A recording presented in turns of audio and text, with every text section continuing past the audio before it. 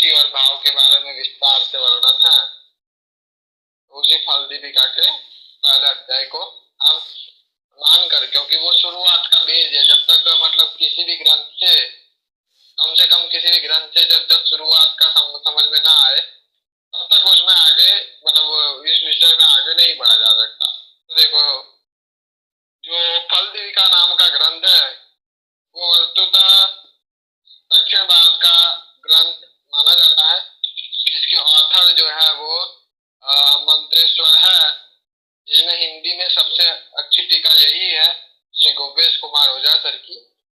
अंग्रेजी में एक और भी अच्छी किताब है जो, लेकिन अभी आपको मैं फिर उसको बाद में बताऊंगा, क्योंकि वो बहुत ही ज्यादा डीप में है तो अभी समझ नहीं पाएंगे, इसलिए तो अभी सरलता के हिसाब से और सूक्ष्मता के हिसाब से, दोनों के हिसाब से यह पुस्तक, यह ग्रंथ बहुत ही बेहतरीन है, जिसमें वस्तुतः अगर इसके परिचय की बात करें तो इस ग्रंथ में 28 अध्याय निहित है।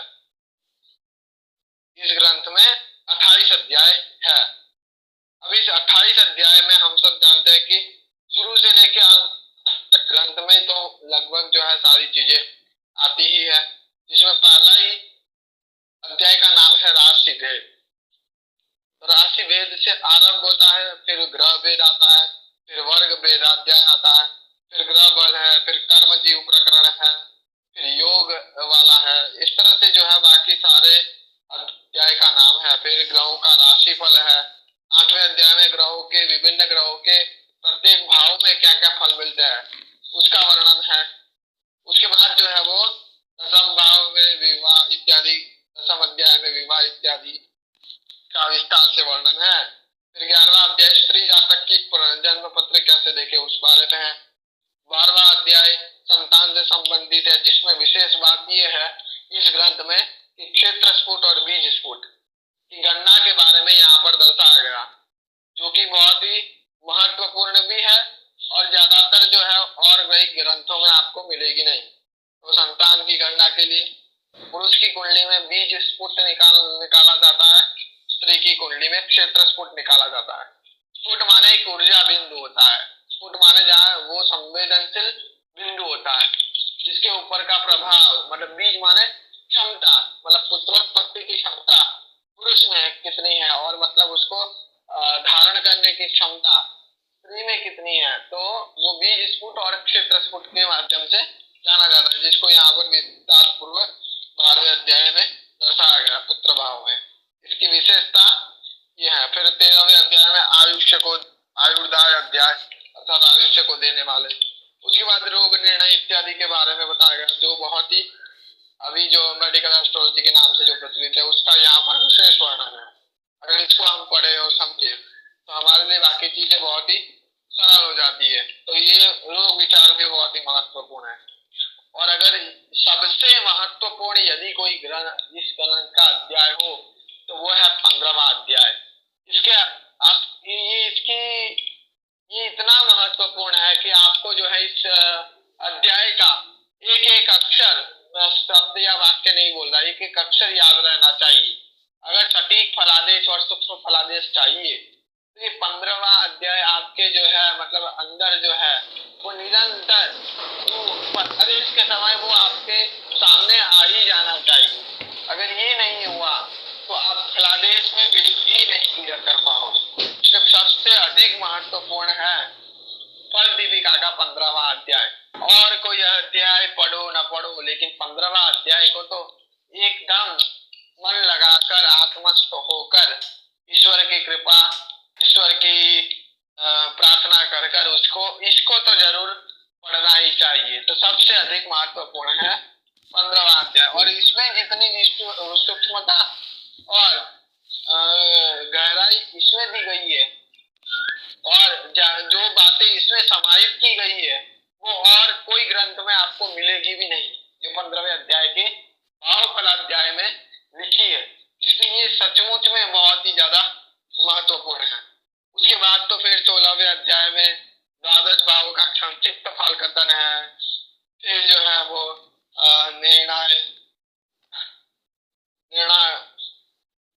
प्रकरण है, जिसमें जो है वो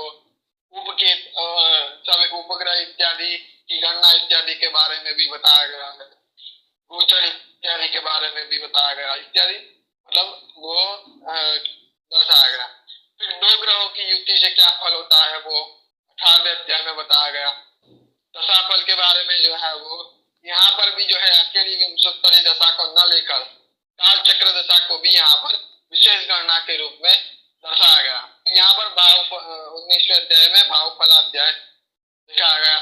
उसके बाद 20वें अध्याय में अंतर दशा के फल के बारे में, उसके बाद प्रत्यंतर दशा, फिर मिश्र दशा, फिर अष्टक वर्ग और अष्टक वर्ग फल के बारे में, फिर जो है गुलिक आदि उपग्रह के बारे में, गोचर फल, प्रवज्यायोग और उपसंहार। इस तरह से जो है वो 28 अध्यायों में ये पूरा जो ग्रंथ है वो विभाजित किया हुआ है 28 अध्यायों में। इसमें सबसे पहला अध्याय जो है वो हम सब जानते हैं राशि भेद है। अब भेद शब्द का अर्थ होता है रहस्य, भेद माने रहस्य। तो यहाँ पर राशि भेद वेदाध्याय, राशि वेदाध्याय मूल इसका नाम है। राशियों के रहस्य का अध्ययन, अध्याय माने जिसको अध्ययन किया जा सके, जो अध्ययन करने योग्य हो, इसलिए हम जो है पढ़ते हैं उसको अध्याय कहते हैं। आज का अध्याय, कल का अध्याय, क्योंकि अध्याय माने अध्ययन करने योग्य। और मतलब जो आत्मा का अध्ययन है वही अध्यात्म है। इसलिए सबसे पहले इसका पहले भाव का अध्ययन हमें, पहले अध्याय का हमें अध्ययन करना है, पहले अध्याय का। तो इसलिए ये पहला अध्याय जो है राशि भेद के बारे में है। वस्तुतः राशि क्या है ये जो है हम साधारण रूप से जो समझते हैं उसका थोड़ा यहाँ पर भिन्न है। राशि शब्द कहाँ से क्रिएट हुआ, जनरेट हुआ, कहाँ से उसकी उत्पत्ति कहाँ से जुड़ी हुई है। तो राशि शब्द जो है वो वस्तुतः हमारी पृथ्वी की परिक्रमा कक्षा के साथ जुड़ा हुआ है, क्योंकि हम सब जानते हैं कि 360 डिग्री का हमारा कोई भी वृत्त जो है वो 360 डिग्री का होता है। तो उन्हीं 360 डिग्री के इस वृत्त में हम अगर देखेंगे तो पृथ्वी भी अपनी कक्षा में निरंतर परिक्रमा कर रही है।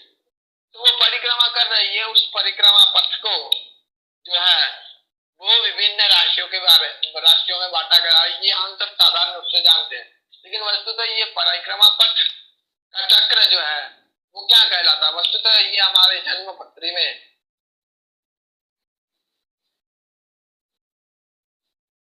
ये हमारी जन्म पत्री में राशि चक्र जो है वो पूर्व जन्म जन्मांतर के कर्म इत्यादि, कर्म वासना और उससे मुक्ति के संबंध में सारी जानकारी यहाँ पर बता देते हैं। इसको हमने विस्तार पूर्वक पहले भी जाना है, तो अभी जो है इसको हम आगे जो है देखते हैं।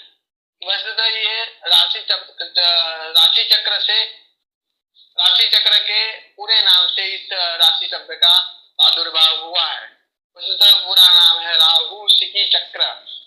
शिखी नाम शिखर पर रहने वाली ध्वजा का है, शिखर पर लहलहाने वाली ध्वजा का है शिखी नाम। तो शिखी नाम केतु का है। जैसे अहोरात्र में हम सब जानते हैं कि अहोरात्र से पूर्वांत्य, यानी कि अहोरात्र में पूर्व और अंत्य का लोप करते हुए माना उसको छोड़कर, होरा शब्द होरा अवशिष्टते, हम सब जानते हैं कि होरा ही बचता है। उसी तरीके से राहु शिखी चक्र से ही हु और की को लोप कर देने से, हु और की का लोप कर देने से संक्षिप्त में उसको कहेंगे राशि चक्र। राशि चक्र माने राहु शिखी चक्र, राहु शिखी चक्र। हम सब जानते हैं कि चक्र जो है वो हमारे जीवन में बहुत ही महत्वपूर्ण है। हमारे जीवन में लहू भी हमारे अंदर, रक्त भी हमारे भीतर जो है निरंतर वृत्त की भांति परिक्रमा कर रहा है। तो वो अगर परिक्रमा न करे तो हमारा जीवन सत्य नहीं है। सांसें भी परिक्रमा वक्त जो है वो निरंतर परिक्रमा कर रही है। उसके बाद जो है हम ऐसे बहुत सारे उदाहरण के साथ वृत्त, इसको एक असुर भी वैसे बताया गया हमारे धर्मशास्त्रों में, जिसको वृत्रासुर नाम को दिया गया। जैसे हम जो भी हमारी दिनचर्या इत्यादि करते हैं वो सब भी इसी वृत्त के अंतर्गत है कि पहले जो है वो कोई बालक जन्मता है, उसके बाद मतलब वो उसके बाद जो है वो बड़ा होता है, कुमार अवस्था उसके होती है, उसके बाद युवा अवस्था होती है, उसके बाद प्रौढ़ावस्था होती है, उसके बाद वृद्धावस्था होती है, फिर से जो है वो चिता की लकड़ियों में जलकर जो है वो अपने देह का परित्याग कर देता है। फिर से वही नए जन्म में फिर से वही साइकिल उसको फिर से करनी पड़ेगी। तो ज्योतिष शास्त्र में इस साइकिल को भी बड़ा महत्व दिया गया है। इसलिए ज्योतिष शास्त्र में दशाओं इत्यादि में भी हम वृत्त या साइकिल का बहुत ही प्रयोग करते हैं कि बार बार वही वही।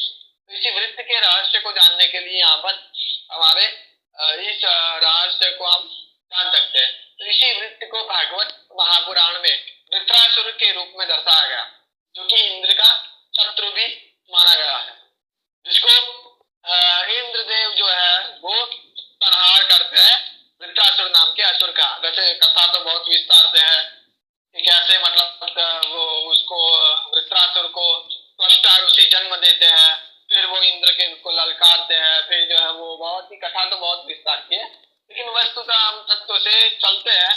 तत्व से चलने में इतने ही ये बात है कि वृत्रासुर नाम का एक असुर हुआ जो है देवताओं इत्यादि को परेशान करने लगा।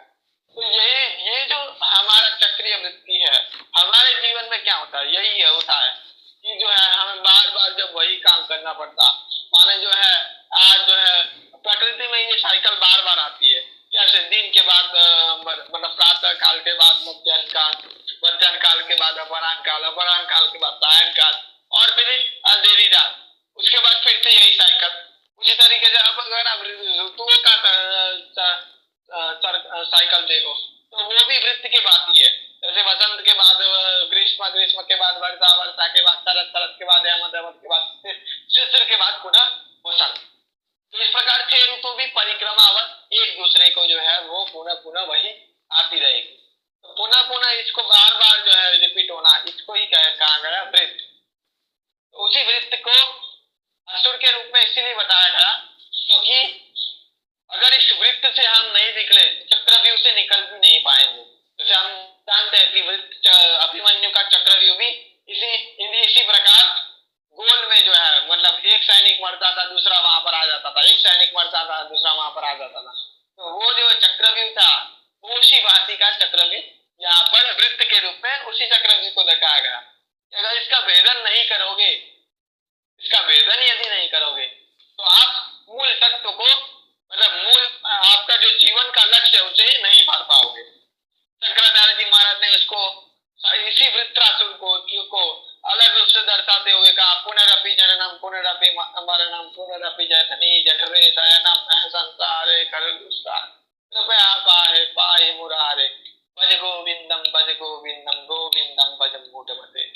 यहाँ पर तो शंकराचार्य जी महाराज प्रार्थना करेगी इस जन्म के बाद मरण, मरण के बाद पुनः जो है वो माता के गर्भ में फिर से जो है वो ये मुझे इस पीड़ा से, इस नरक से हमें बचाइए। तो इसलिए जो है वो कहते हैं कि इस नरक से हमें बताइए। तो इसलिए यहाँ पर जो है उसी वृत्त से बचने की बात है।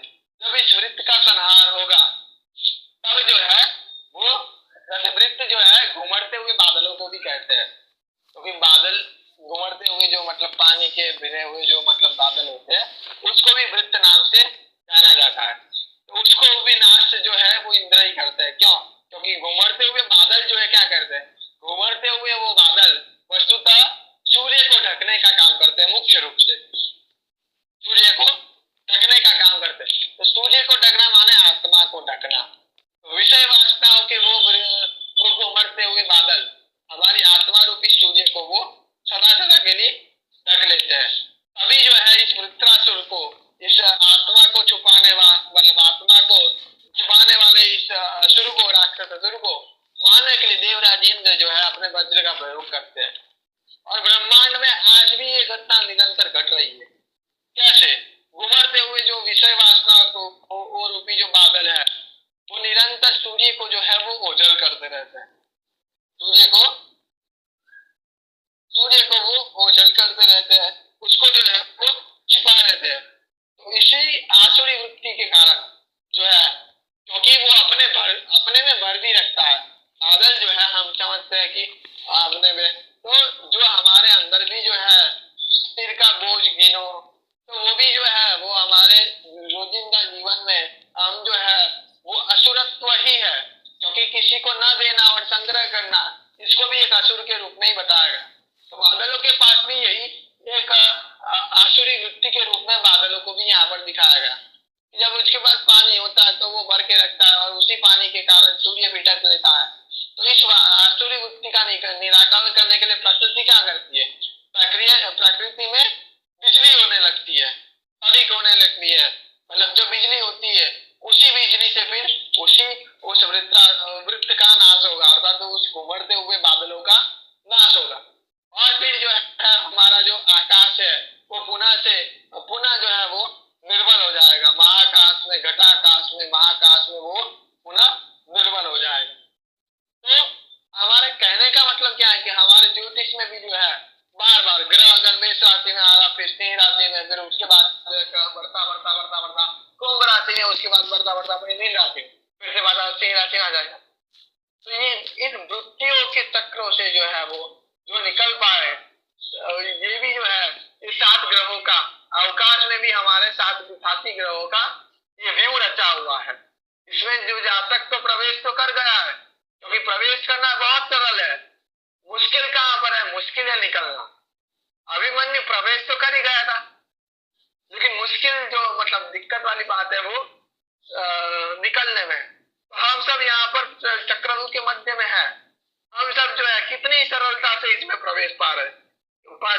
क्या किसी को इस संसार में, इस मोह जाल में फंसने के लिए कोई प्रयत्न, विशेष प्रयत्न करना पड़ा? नहीं, स्वाभाविक रूप से ही वो हो गया। तो वही है अभिमन्यु का जो चक्रव्यूह है, वो यही है कि सरलता से आप प्रवेश तो पा पाओगे लेकिन फिर निकल नहीं पाओगे। इन्हीं 7 ग्रहों की वृत्तियों का अवकाश में भी उन्हीं 7 ग्रहों का चक्र रहता है, इन्हीं 7 वृत्तियों का, 7 ग्रहों का, क्योंकि राहु केतु का वैसे तो कोई पिंड के रूप में अस्तित्व नहीं है, 7 ही ग्रहों का चक्र माना जाएगा। इसी चक्रव्यूह से बचने का ऐसा भगवत गीता में मार्ग बताया गया, योग के द्वारा जो है वो अर्जुन के बाद द्वारा जो है मोक्ष को प्राप्त कर ही इस चक्रव्यूह से निकला जा सकता है। और अभी चक्रव्यूह निकलने का मार्ग हम सब जानते हैं, अर्जुन जानता है, अर्जुन ही जानता है। तो अर्जुन क्या है, अर्जुन हमारे जीवन में लक्ष्य निर्णायक बुद्धि है कि उसके पास गोल एम निश्चित है, उसके बाद जो है वो गोल एम, उसके बाद उसका जो है मूल लक्ष्य उसको पता होती है, क्योंकि उससे निकलना है। जबकि अभिमन्यु तो अंदर आकर जो है क्या हो जाता है, वो भी मोहग्रस्त होता है कि ये तो हमारे पिताजी के पूर्व दादाजी है, ये जो है वो चाचा जी है इत्यादि में वो पड़ जाता है, इसलिए वो सामान्य रूप से निकल नहीं पाते। हम भी अभिमन्यु की तरह प्रवेश तो बहुत ही सरलता से कर लेते हैं, लेकिन जब निकलने की बात आती है तो हमारे पैर जो है वो थर-थर कांपने लगते हैं।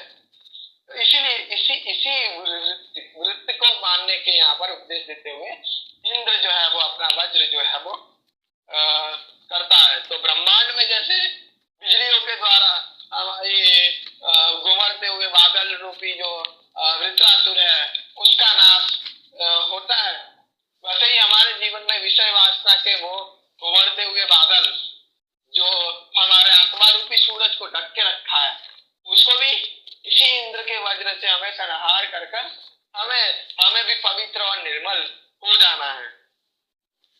जैसे मतलब पानी जो है वो अगर ज्यादा देर तक किसी में जो है भरोगे तो वो सड़ने लगेगा, पानी भी जो है उसमें भी जो है वो गंदा हो जाएगा, पानी भी जो है वो पीने लायक नहीं रहेगा।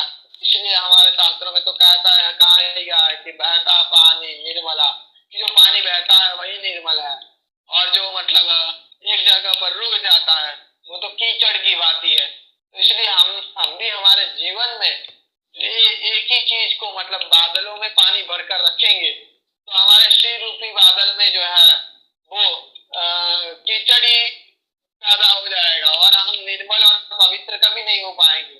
जो निर्मल कर जो भार को हम ईश्वर के मतलब उससे मुक्त होकर हम जो भार रहित हो सकते हैं वैसी दूसरी अवस्थाओं में नहीं रह सकते। इसलिए जो यहाँ पर विशेष रूप से ये बताया गया है।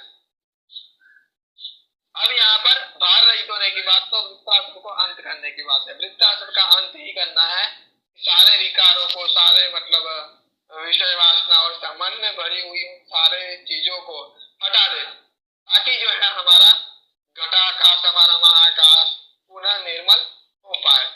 इसी को आगे जब देखते हैं हम तो कथा में वैसे तो बहुत सारी बातें आती है कि महर्षि दधीचि का वो वज्र बनाते हैं। तो दधीचि क्या है? दधीचि वस्तुतः दहन होती हुई आत्म ज्योतियों में हमारा सर्वांग है। दधीच दधीच माने दहन होना।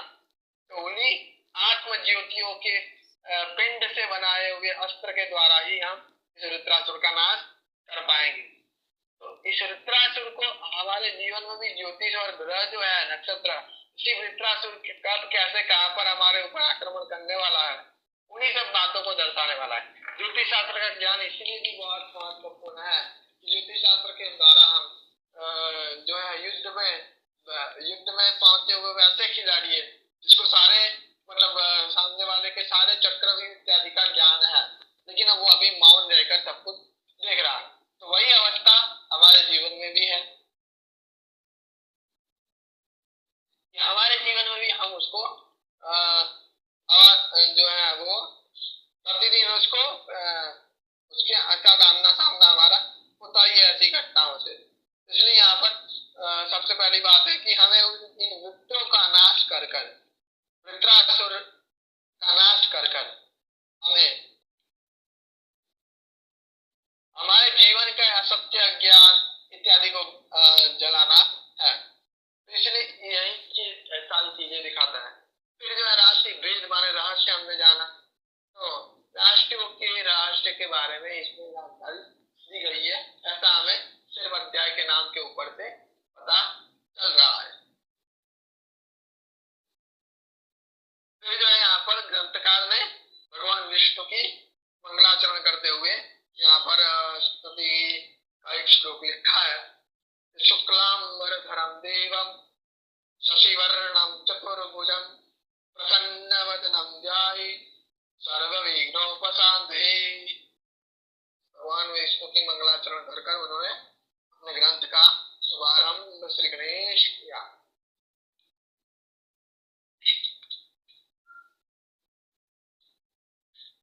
देखो पहले श्लोक में क्या कहता है? पहले श्लोक में भगवान विष्णु का ही जो है वो ध्यान करते हुए कहा गया है कि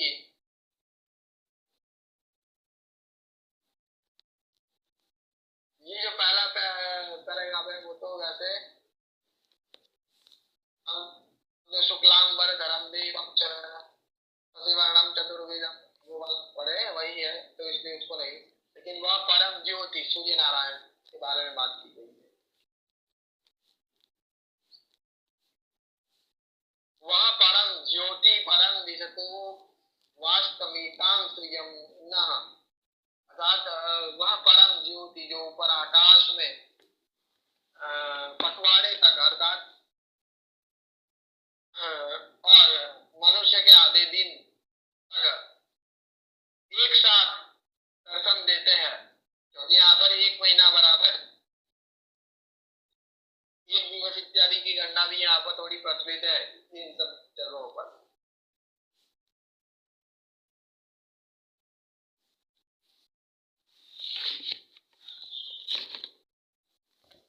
अब देखो यहाँ पर सूर्य नारायण की वंदना करते हुए कहा गया है कि जो परम ज्योति यानी कि सूर्य भगवान आकाश में, देखो सूर्य भगवान को आकाश और प्रकृति रूपी धर्म ग्रंथ से कैसे जोड़ा।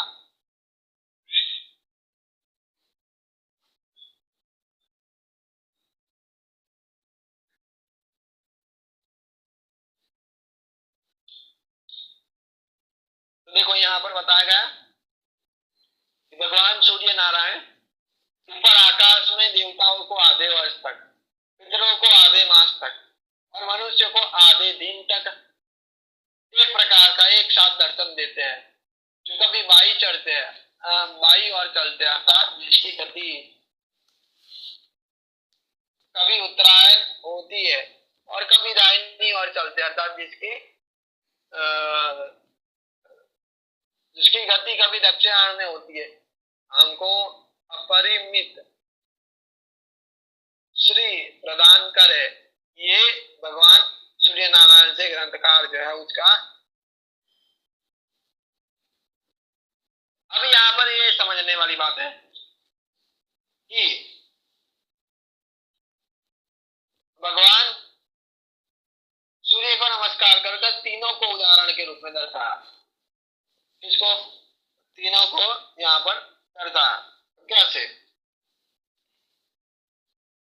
तो देखो, भगवान सूर्य नारायण की बात की है जो देवताओं को, क्योंकि देवताओं के लिए क्या है, देवताओं के लिए दो ही चीजें, या तो उत्तरायण या तो दक्षिणायन।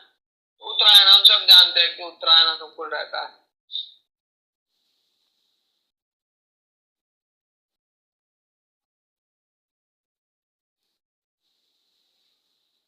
अब जो है यहाँ पर आगे इसको हम अच्छे से समझ सकते हैं। तो अगर प्रकाश इत्यादि चीज है तो यहाँ पर स्पष्ट रूप से हम कह सकते हैं। तो ध्रुव लोक में देवताओं का वास इत्यादि माना गया। वह 6 महीने का दिन, 6 महीना की रात्रि होती है। पितरों का वास चंद्रलोक में माना गया। चंद्रमा पर सूर्य का प्रभाव वर्षों आधे मास तक रहता है। तो यहाँ पर जो है आधे मास तक सूर्य के ऊपर, आधे पक्ष तक चंद्रमा के ऊपर, इस तरह से जो है वो हम सब जानते हैं।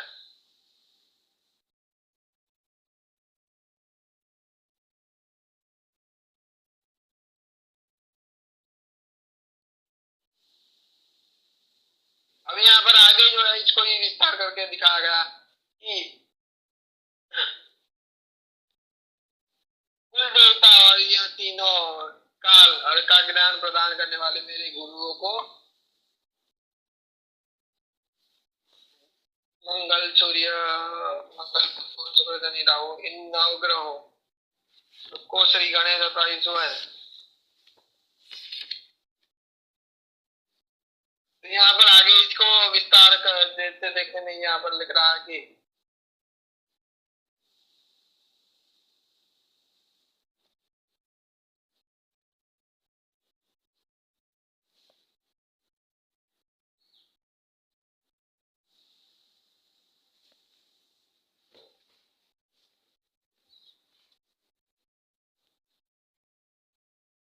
तो यहाँ पर जो है आदित्य के बारे में, तो आदित्य हम सब जानते हैं हमारे जीवन में प्रत्येक कर्म की 2 गति होती है, जिसको भगवान श्री कृष्ण ने भगवत गीता के 8वें अध्याय के 26वें श्लोक में बताया गया, जो इस प्रकार है कि शुक्ल कृष्ण गति ये थे जगत शाश्वते मते एक यातनावृत्ति मन्य आवर्तते पुनः। यानी कि इस संपूर्ण सचराचर में एक ही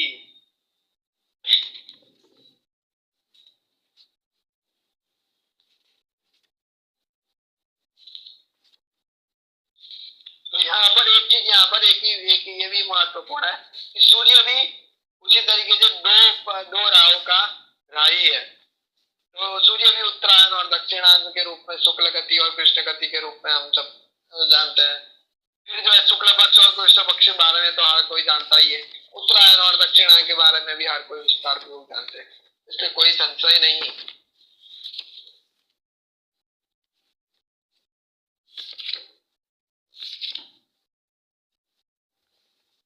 देखो इसके बाद जो है वो भगवान सूर्य के बाद तरफ चंद्रमा जो है वो पक्ष के आधार पर है, और जो सूर्य जो है वो अयन का संचालन करता है। सूर्य जो है वो अयन का संचालन करता है, और जो चंद्रमा है वो पक्ष का संचालन करता है, और पृथ्वी जो है वो दिन का सम्मान करती है। यानी यहाँ पर विस्तार के बारे में इसकी चर्चा है, लेकिन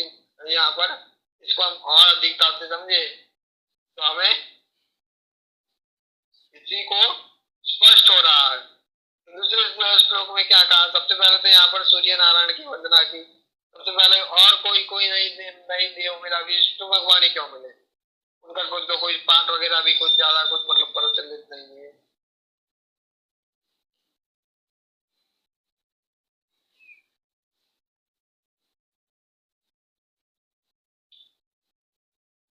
तो यहाँ पर जो है हमने एक बात है बहुत ही ध्यानपूर्वक देखी कि जो भी दो गति है वो बहुत ही महत्वपूर्ण है, इसी को जानकर हमें आगे बढ़ना है। अब देखो राशि भेद तो हमने जाना ही नहीं ना कि राशि क्या है, उसका भेद माने राशि क्या है। तो अब यहाँ पर सूर्य की वंदना से ग्रंथ का आरंभ क्यों किया, क्योंकि सूर्य हम सब जानते हैं कि हमको प्रकाश देने वाला तो ही है, लेकिन रात में जो है वो सूर्य जो है वो इस तरह का फल भी यहाँ पर देता।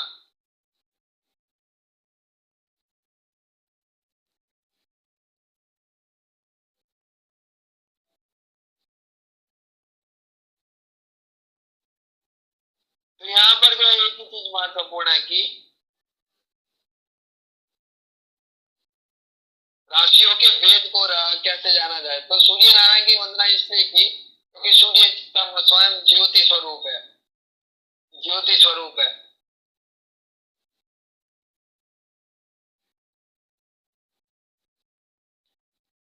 सूर्य ज्योति स्वरूप है, इसलिए हमारे चक्षु को प्रतिनिधित्व करता है, और चक्षु को वेद वेद में भी जो है अखिल ब्रह्म का आत्मा माना है।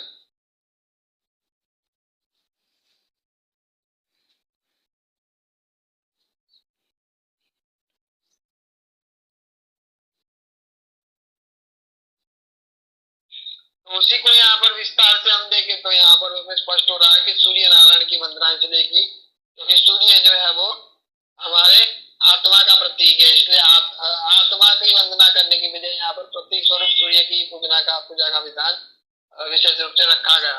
तो उसी तरीके से हम सब जानते हैं कि सूर्य जो है इन सभी घटनाओं को भी निर्देशित करने वाला ग्रह बन जाता है, और चक्षु का कारक भी, चक्षु का को भी जानते हैं। तो चक्षु माने हम सब जानते हैं कि हमारी अंदर की आंख है उसे हम चक्षु कहते हैं।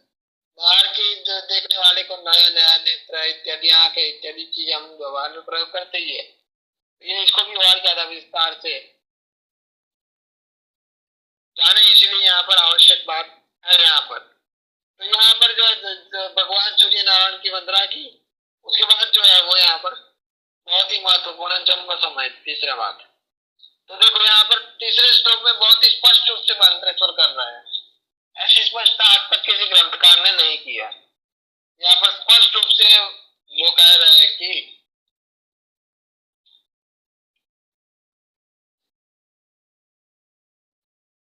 सर्वप्रथम बालक के जन्म समय ज्योतिष शास्त्र में वर्णित विभिन्न यंत्रों की सहायता, यंत्र यहाँ पर यंत्र कोई मतलब वो कोई और भावना अंतर नहीं ला लेते।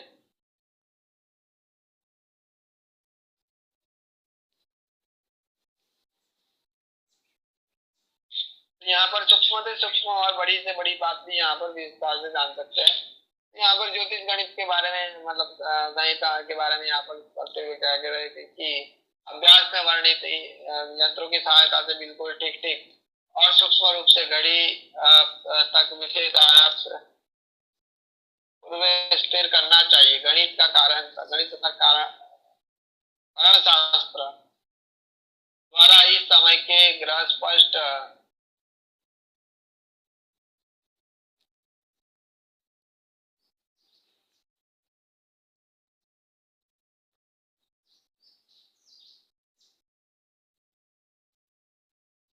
यहाँ पर उनके पंचांकरण इत्यादि जिसके अनुसार जहाँ ग्रह लिखा हो उस स्थान पर दृष्टि से भी उसे दिखाई देना चाहिए। ये शुरुआती बातें सारी।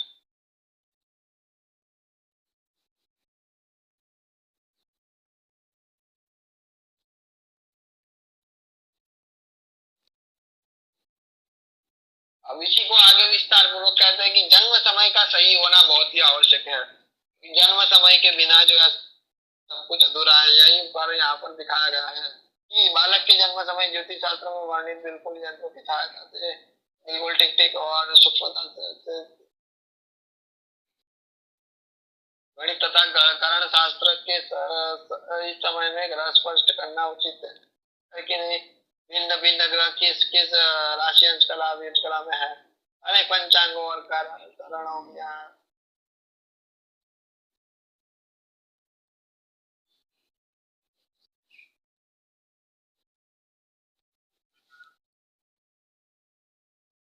उनका ही फिर यहाँ पर ज्ञात कर भाव स्पष्ट इत्यादि या फिर भाव स्पष्ट वैदिक विधा नहीं है, इसलिए इसके ऊपर ज्यादा हम चर्चा आगे विशेष में करेंगे।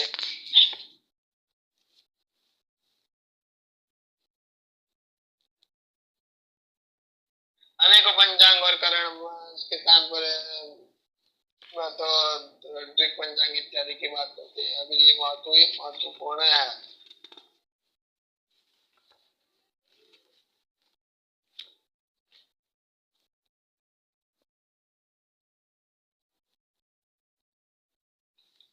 अब इसी को आगे विस्तार पूर्वक कहते हुए जो है यहाँ पर गणित और करण शास्त्र इत्यादि की स्पष्ट करना उचित और फिर अनेक पंचांग और करण इत्यादि से बातें जो है वो ठीक की है। तो इसी को हम जो है आगे विस्तार पूर्वक जानते हैं।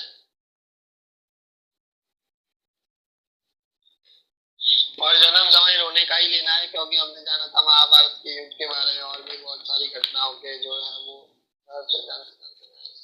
देखा।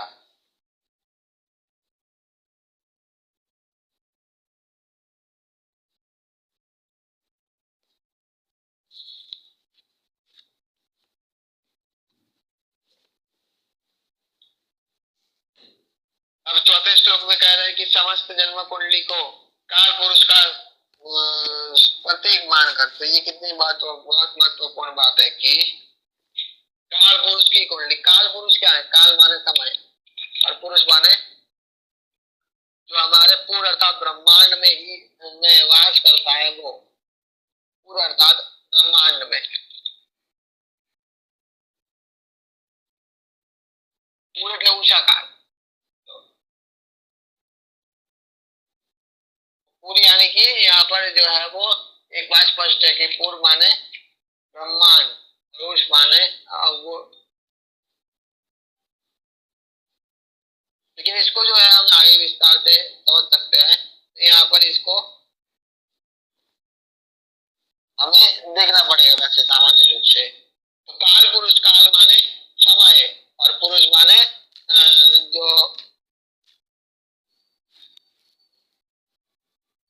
पूर्व में ईश करने वाला, पूर्व का सार्थक करता है, ये होता है ये। अब आगे देखते हैं। तो हम जब जानते हैं पुरोहित, पुरोहित शब्द भी पूर्व के हित के साथ जुड़ा हुआ है।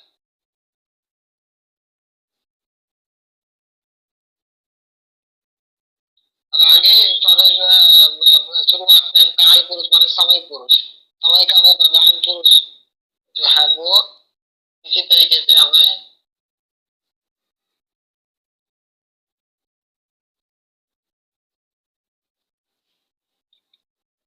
इसी को आगे जो है वो काल पुरुष का हृदय मानकर प्रथम मात्र जन्म को लेकर काल पुरुष का स्वरूप जानी कर चौथे से कुछ हृदय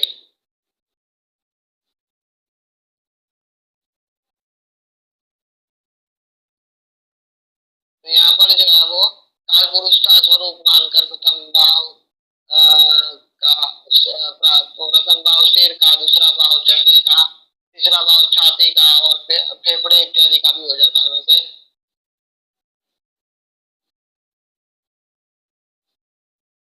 तीसरा भाव चौथे चौथे से हृदय इत्यादि, पांचवे से पेट इत्यादि, छठे से कमर इत्यादि, सातवें से वस्ती और आठवें से मृत्यु और वगैरह। तो जो है वो सारी चीजें इसमें आएगी, तो आगे जो है वो और भी ज्यादा स्पष्ट हो जाएगी।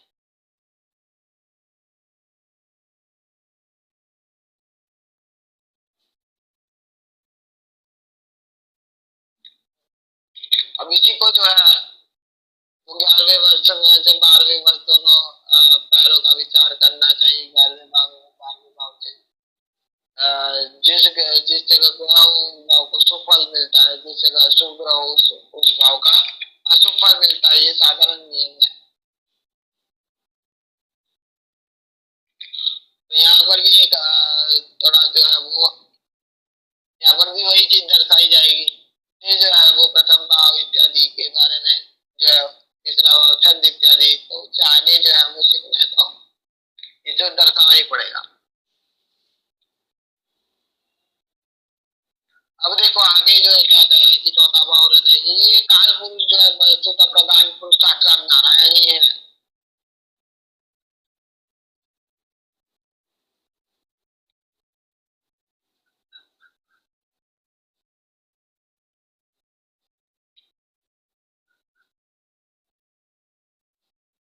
पुरुष माने उषाकार, तो पुरुष शब्द में हमने उसका विस्तार से वर्णन जाना, काल पुरुष, पूर्ण माने नगर शहर ब्रह्मांड इत्यादि। तो आगे जो है चौथे अध्याय में भगवान ने वो चौथे अध्याय में जो है, अरे चौथे श्लोक में जो है इसकी स्वरूप इत्यादि का वर्णन किया कि कौन से मतलब अंग में कौन सा भाव समाया हुआ है,